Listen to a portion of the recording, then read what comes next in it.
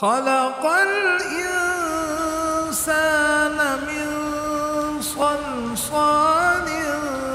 كالفخار وخلق الجن من مارج من نار فبأي آلاء ربكما تكذبان رب المشرقين ورب المغربين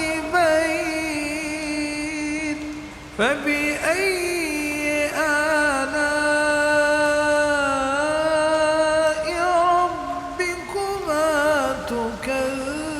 تكذبان